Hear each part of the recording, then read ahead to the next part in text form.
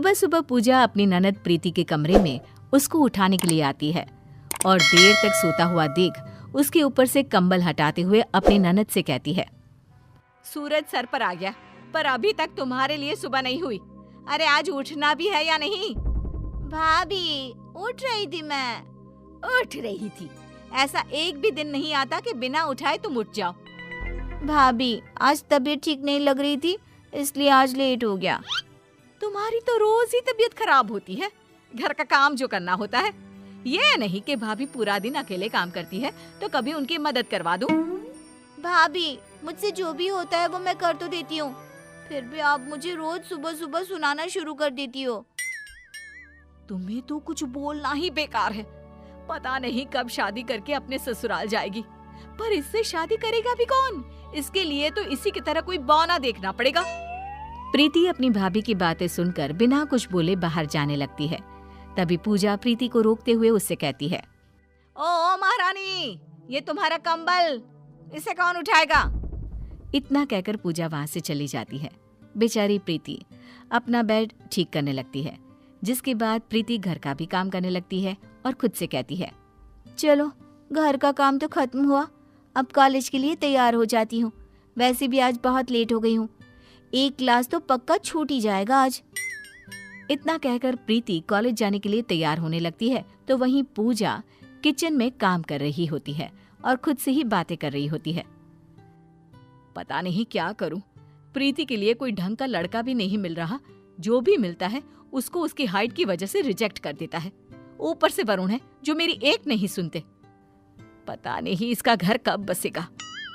इतने में पूजा का फोन बजता है, जिसे देख पूजा अपनी चाय लेकर हॉल में जाकर बैठ जाती है और फोन पर बातें करने लगती है।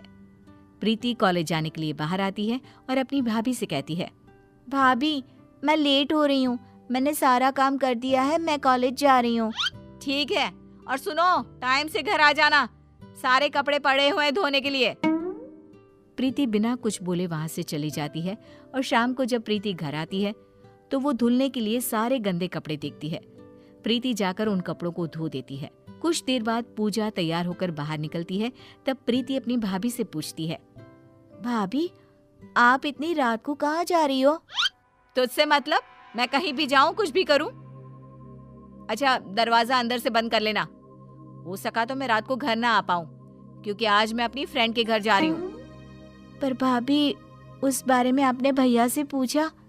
आपको पता है ना, भैया को रात में किसी का भी दूसरों के घर रुकना पसंद नहीं है। उनको और मुझे आपकी चिंता रहती है। अगर तुम चुगली ना करो तो वरुण को मैं संभाल लूंगी, पर नहीं, जितना बड़ा तुम्हारा कद नहीं उससे ज्यादा तो तुम्हें उछलना होता है। मेरी कोई लाइफ नहीं है क्या? तुम कॉलेज के बहाने और तुम्हारे भैया ऑफिस ट्रिप के बहाने घूम लेते हो, और मैं तो इस घर में ही रहती हूँ। मेरा दम नहीं घुटता क्या? इसलिए अगर मैं एक दिन अपनी फ्रेंड के साथ बाहर जा रही हूँ तो इसमें बुराई क्या है?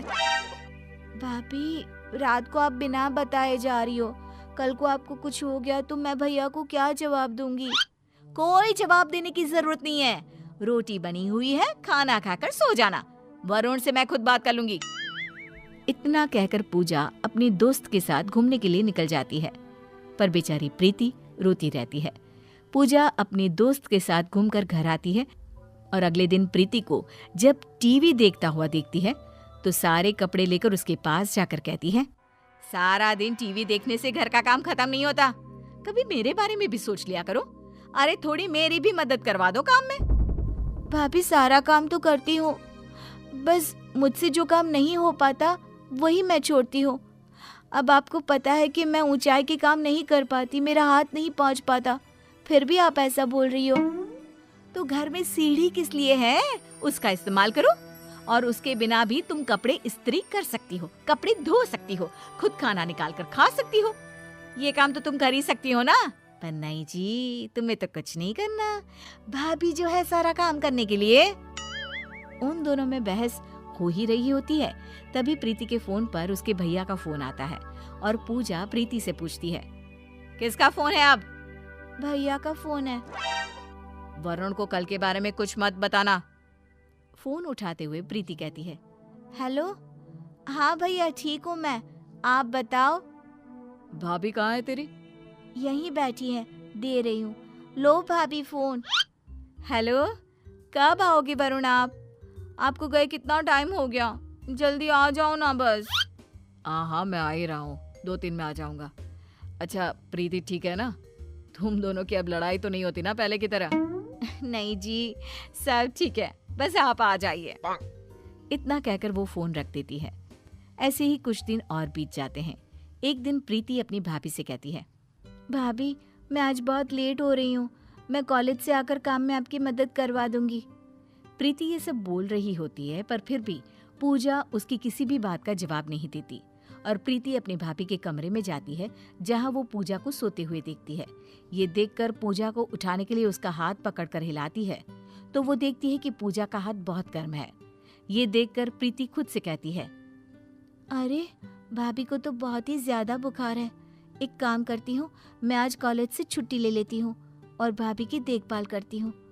अभी तो दवाई लाकर दे दूँ। दवाई खाने के बाद जैसे ही भाभी को आराम मिलेगा, मैं इन्हें डॉक्टर के पास ले जाऊंगी। इतना कहकर प्रीति अपनी भाभी का ख्याल रखने लगती है। भाभी उठो, दवाई ले लो। तुम कॉलेज नहीं गई आज? नहीं, आज मैं घर पर रहकर सारा काम कर लूंगी। आज ना आप आराम करो बस। पर तुम काम कैसे करोगी? तुम्हारा हाथ नहीं पहुंच पाता और आज किचन की सफाई भी करनी थी। भाभी मैं सब कर लूंगी, आप बस आराम करो। प्रीति अपनी भाभी को दवाई खिलाती है और आराम करने को बोलती है। तब पूजा कहती है, प्रीति मेरे सर में बहुत तेज दर्द हो रहा है। लाओ भाभी, मैं दबा देती हूँ। इतना कहकर वो भाभी का सिर दबाने लगती है और उसकी ये सेवा देखकर पूजा उससे कहती है, प्रीति रुक। क्या हो गया भाभी? तुम मेरे बारे में कितना सोचती हो, फिर भी मैं तुमसे लड़ती रहती हूँ। तुम्हें तुम्हारी छोटी हाइट के लिए सुनाती रहती हूँ। मुझे माफ कर देना प्रीति।